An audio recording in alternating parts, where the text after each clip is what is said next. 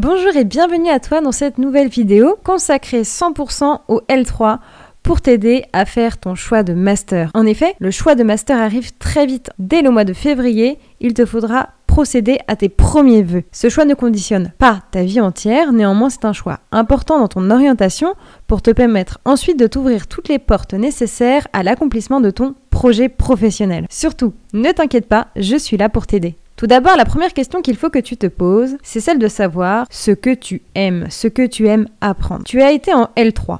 Tu as certainement fait un choix entre une L3 plutôt orientée droit privé et une L3 plutôt orientée droit public. Néanmoins, ton choix de L3 ne conditionnera pas ton choix de master. Il est quand même très important pour toi de savoir si tu es plutôt droit privé ou droit public. C'est une question qui n'est pas toujours simple, mais de la fin de ta L2 à la fin de ta L3 pour faire ton choix de master, tu as certainement mûri, appris de nouvelles choses et fait les distinctions entre ce que tu aimais apprendre et ce que tu n'aimais pas apprendre. Si tu es plutôt droit privé, il est important pour toi de bien distinguer toutes les matières qu'on t'a enseignées durant ces 3 années de licence. Tu as vu le droit de la famille, droit des biens, droit des contrats, droit des personnes, l'histoire du droit, le droit social, droit des sociétés, droit fiscal, droit commercial et certainement aussi un petit peu de droit numérique. Attention, cette liste est non exhaustive.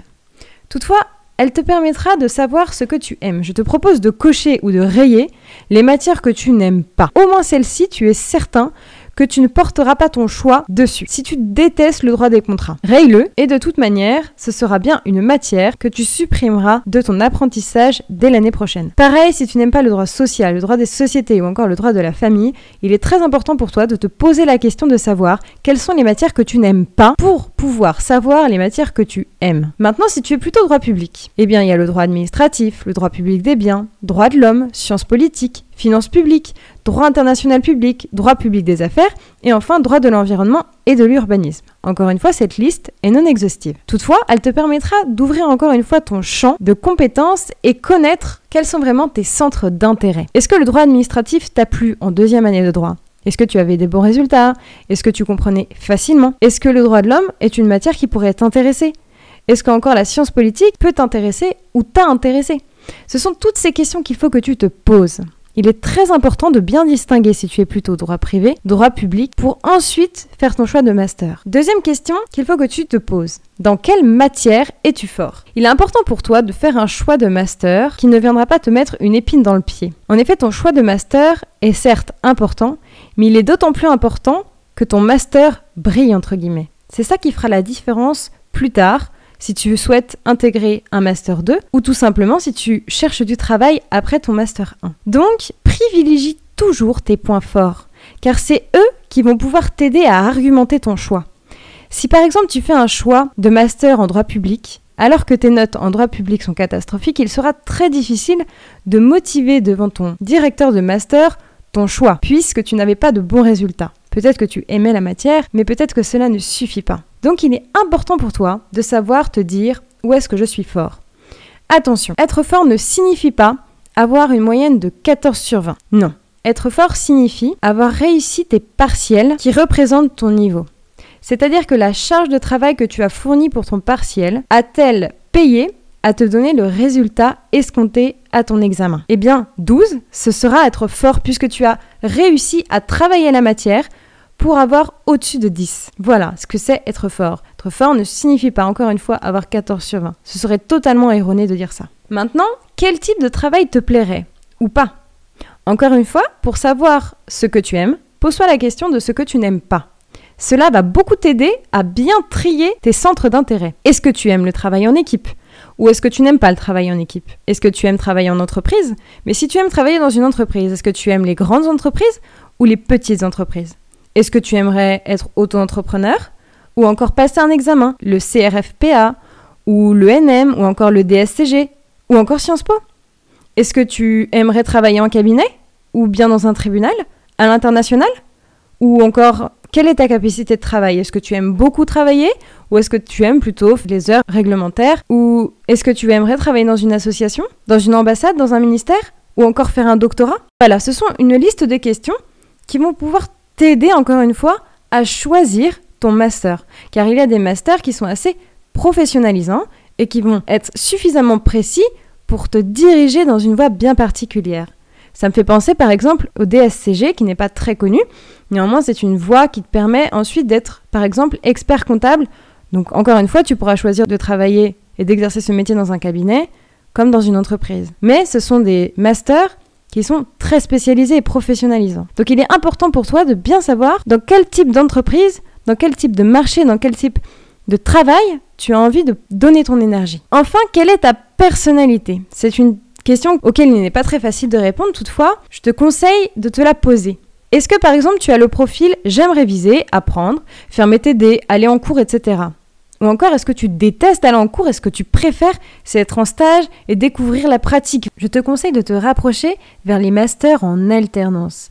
En effet, en droit, c'est assez rare, mais il y a des masters 1 qui sont ouverts donc dès la première année en alternance et qui te permettraient à la fois d'avoir le côté théorique, mais aussi la pratique et d'être déjà dans le monde du travail, ce qui pourrait te permettre que ton parcours soit plus complémentaire par rapport à ta personnalité. Ça peut être une bonne idée.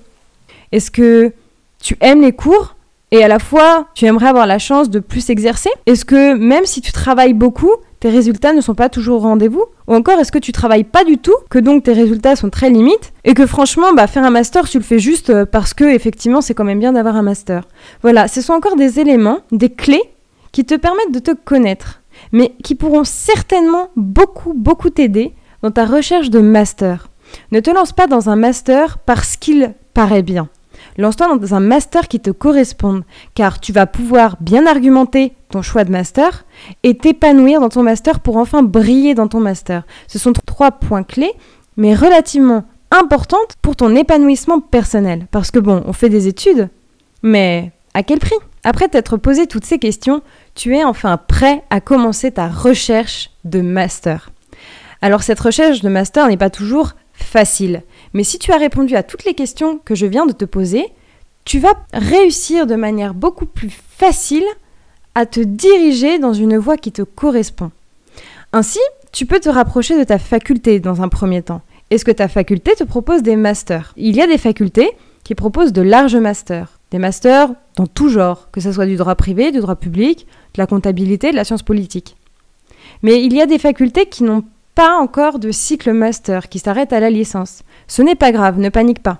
En effet, il y a certainement des villes à côté de ta faculté, des villes universitaires avec des pôles master qui seront peut-être plus fournis et qui seront de très belle qualité aussi. Attention, ne pas faire l'erreur d'aller chercher le master forcément dans les grandes villes, dans les grandes métropoles, pour te rassurer en te disant « je suis dans une grande ville, donc forcément mon master c'est le meilleur ». Non, le but de ton master c'est ce que tu en fais et c'est ça qui fait que tu as choisi un bon master ou pas. Donc ta faculté est le premier point.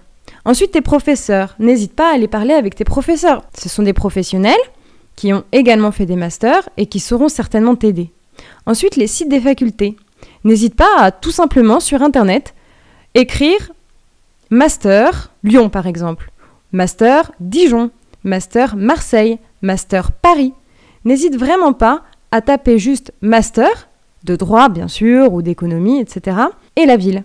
Et tu tomberas sur une liste assez large de masters, mais attention de ne pas t'y noyer. Encore une fois, si tu as répondu à toutes les questions que je t'ai posées tout à l'heure, il faut que tout de suite tu te concentres sur les masters privés, publics, ou encore en comptabilité, ou encore d'autres domaines, si jamais tu te rends compte que ce n'est pas forcément le droit qui t'attire. Ensuite, bien sûr, tu peux regarder auprès de professionnels. Si tu as eu la chance de faire des stages, eh bien tu peux te rapprocher du professionnel qui a été ton tuteur de stage pour lui poser des questions. Ça peut être intéressant. Mais tu peux aussi envoyer des questions de manière spontanée. Encore une fois, n'hésite pas à demander à tes professeurs s'ils ont des contacts à te fournir. Ensuite, tu peux regarder les masters dans les écoles de commerce ou encore dans les écoles de comptabilité et encore Sciences Po. Cette liste est encore une fois non exhaustive. Néanmoins, elle va te permettre de t'axer sur certains points. En tout cas, j'espère avoir bien su t'aider, en tout cas t'éclairer sur ton choix de master.